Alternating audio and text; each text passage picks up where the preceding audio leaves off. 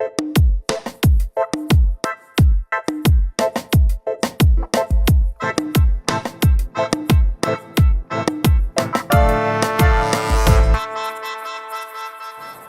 buenas tardes con todos ustedes.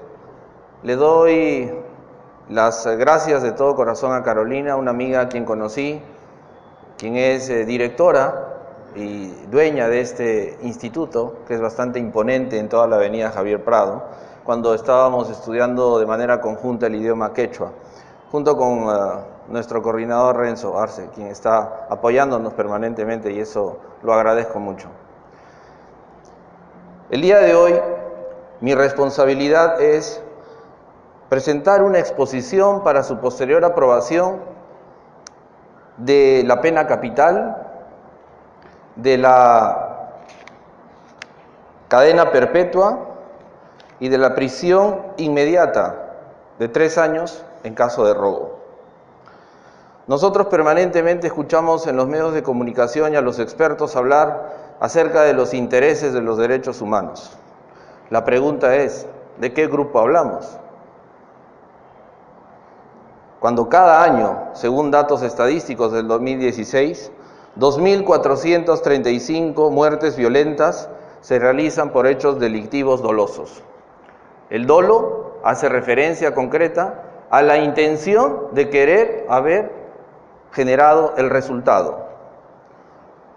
Actuar de manera premeditada para lograr un resultado, obviamente, que debe ser reprochado por toda la sociedad. 7.7 muertes cada 100.000 habitantes. Ese es el promedio de lo que ocurre en nuestro querido Perú. 7.7 muertes cuando el promedio a nivel mundial es de 6.6. Pero obviamente no debemos observar lo que pasa a nivel mundial, sino lo que pasa en diferentes regiones en el mundo entero. Lo que pasa en algunos países que deben ser observados para hacer las cosas que debemos hacer. Por ejemplo, 2 países europeos, como Mónaco y Liechtenstein. ¿Saben cuál es la tasa de muertes violentas por dolo cada 100.000 habitantes? 0. Nuevamente, 0.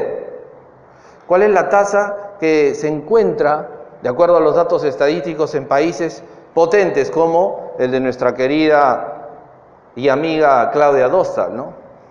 Austriaca? En Austria no llega ni a 0.5 cada 100.000 habitantes. Nos vamos un poco más al norte, Alemania no llega ni a 1 cada 100.000 habitantes.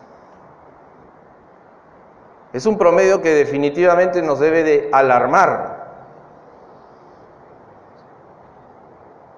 Seguramente muchos van a decir, pero eso va en contra de la naturaleza humana.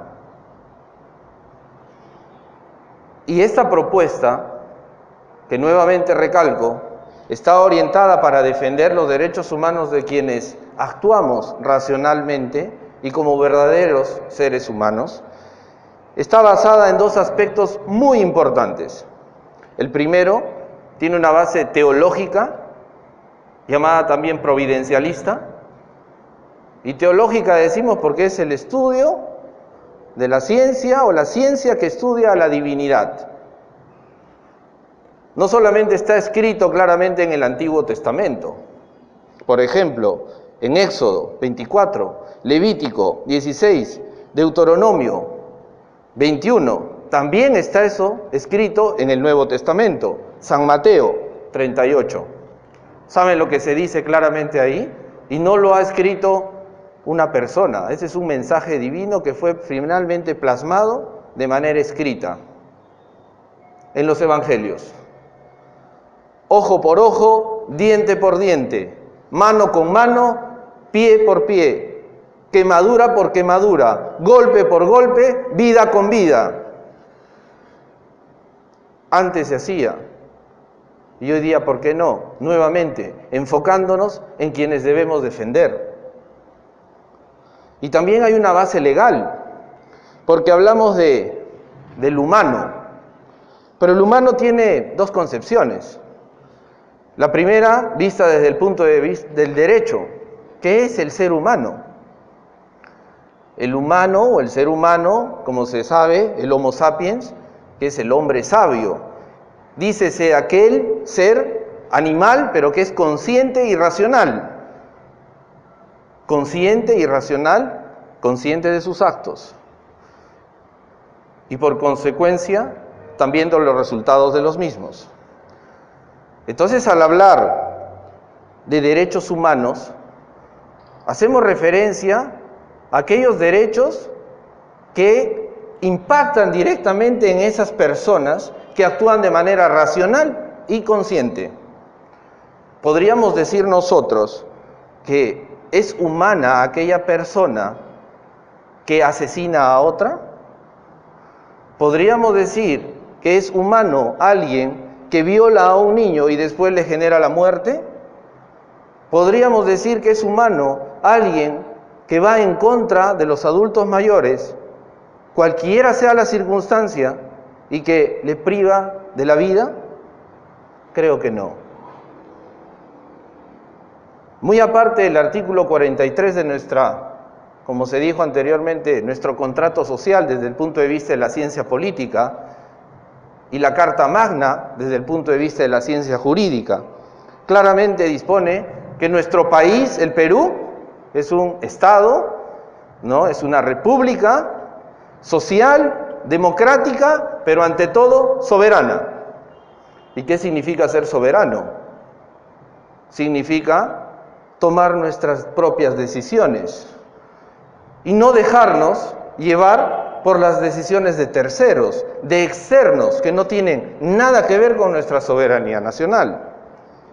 Y en ese sentido hago referencia claramente a los famosos derechos humanos, porque cuando escuchamos a los especialistas de esos temas, que enfocan las cosas en función simplemente a un pilar, que viene a ser un análisis jurídico, pero no un análisis social, real, familiar, no un análisis de todo lo que tiene que tomarse en cuenta para tomar una decisión.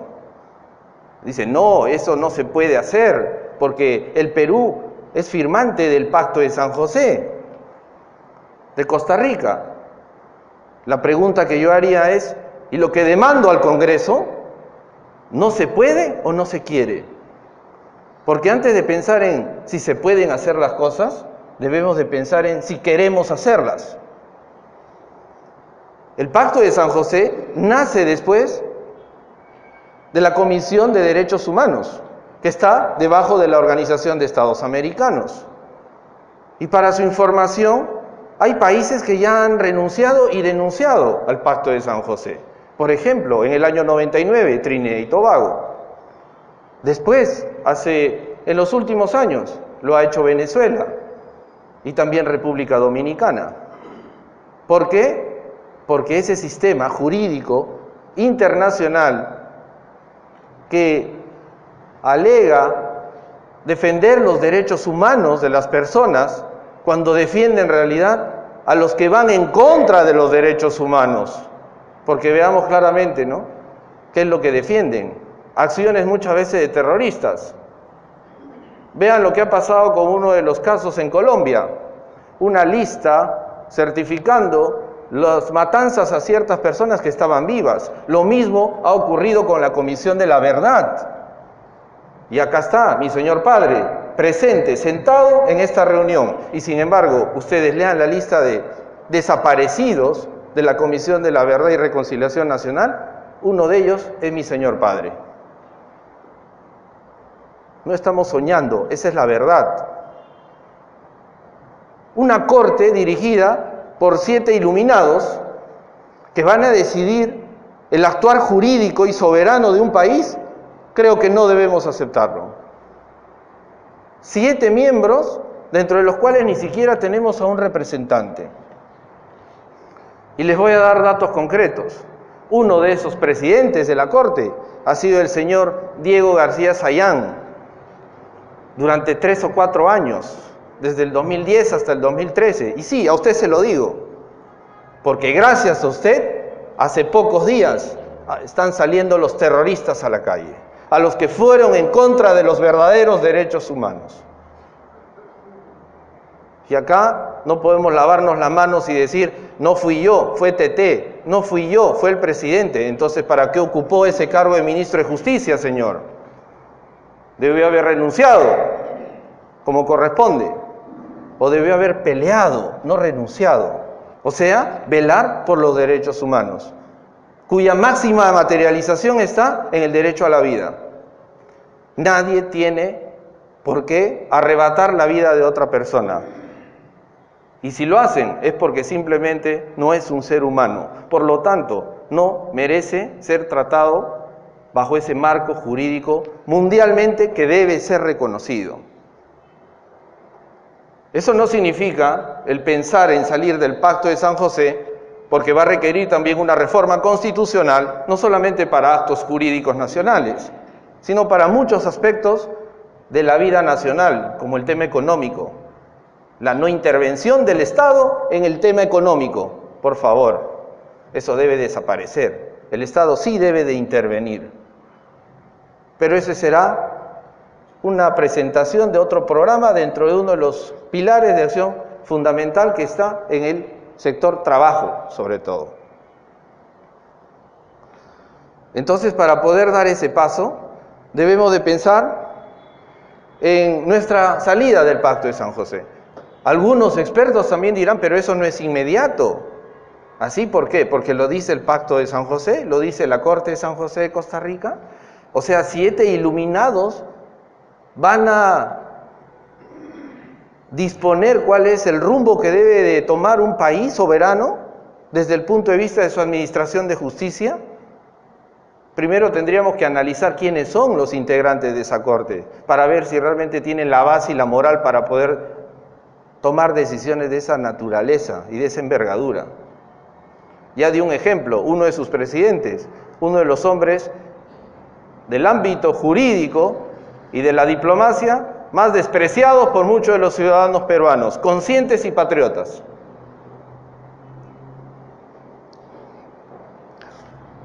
Hay más de 50 países en el mundo que aplican la pena de muerte. ¿O tenemos que esperar que nos pase a nosotros para recién reaccionar?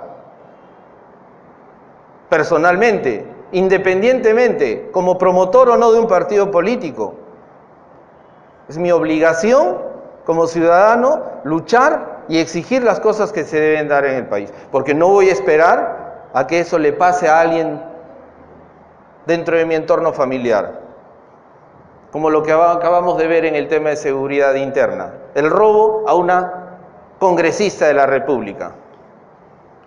Y llora como si no fuese parte del aparato y la representación política que está obligada a tomar acción y decisiones importantes de interés nacional. Con respecto a la cadena perpetua, año 2016, nos enfocamos en los famosos violadores. 2.369 denuncias de mujeres violadas solamente entre enero y agosto del año 2016, de acuerdo a los datos del Ministerio de la Mujer y Poblaciones Vulnerables.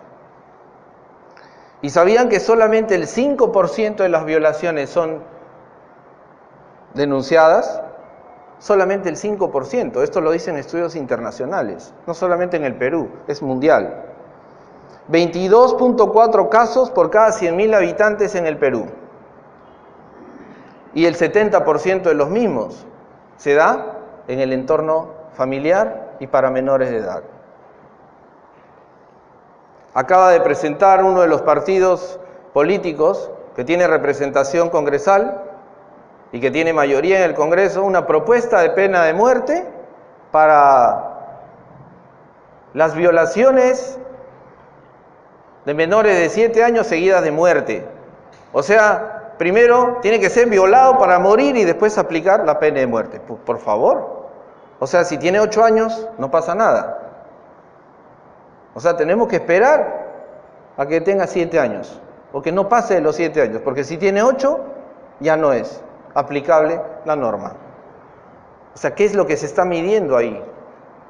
¿Es la acción en sí o es el proceso? Lo que decía Claudia. ¿Qué medimos? ¿El proceso o el resultado? ¿Qué protegemos?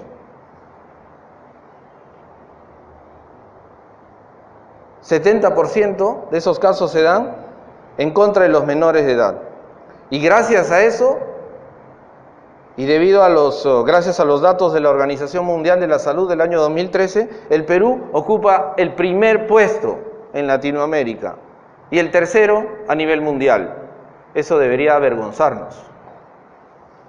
Por eso la propuesta concreta para la cadena perpetua en este sentido es: aquel violador no debería de salir de la cárcel.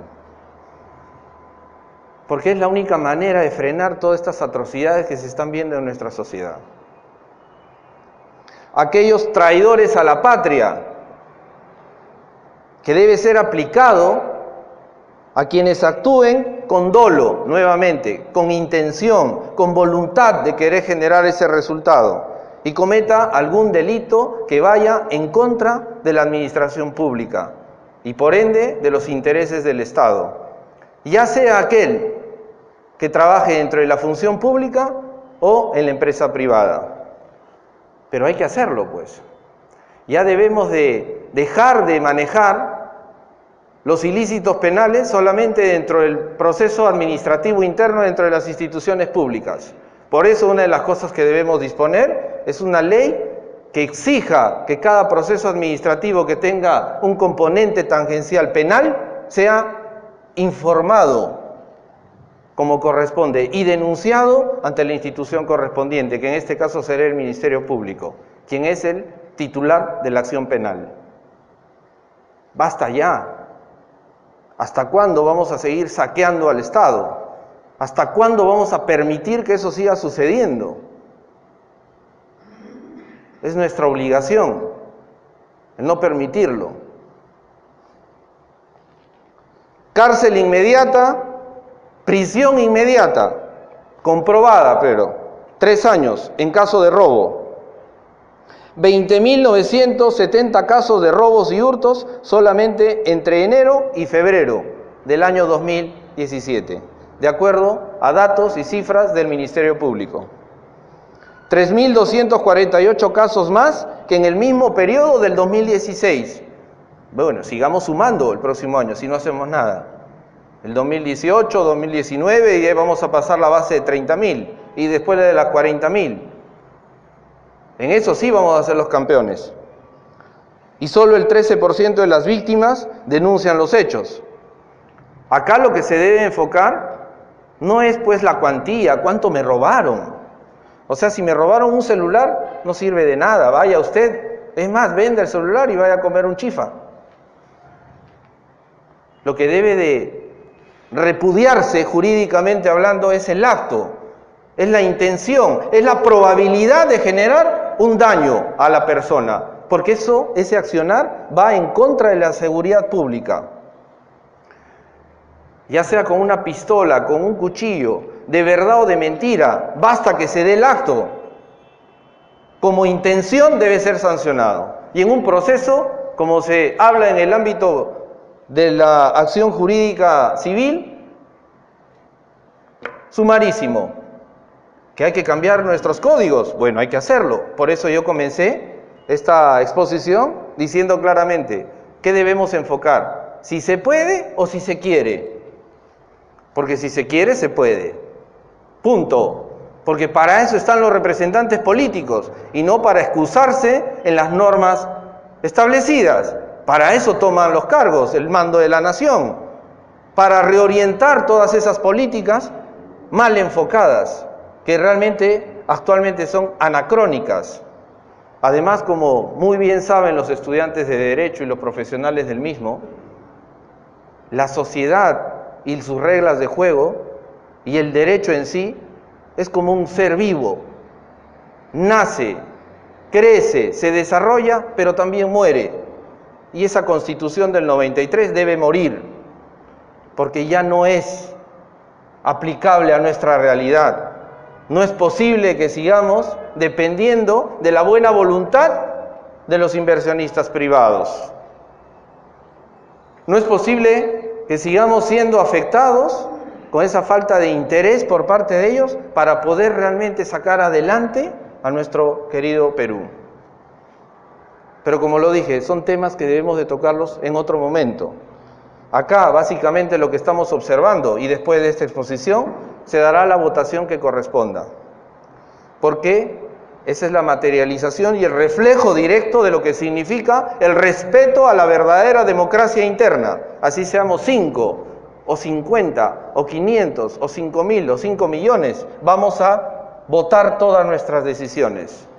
Podrán haber intenciones de los líderes de una organización, pero esas intenciones deben ser respaldadas como corresponde por todos sus miembros. Y si hay una intención que no es respaldada, simplemente se debe de respetar como corresponde. Entonces, queridos compatriotas, pero sobre todo patriotas, les pido que realicen una votación consciente como corresponde, y ya es hora que el Perú genere cambios que vayan en favor y en beneficio de las personas, de su seguridad, de su estabilidad. Ya estoy cansado de ver todos los días en la televisión, en los medios de comunicación, prensa escrita, radial o televisiva, asesinatos por aquí, asesinatos por allá, violaciones por aquí, violaciones por allá. Si no cambiamos nosotros esa realidad, nadie lo va a hacer por nosotros. Muchas gracias.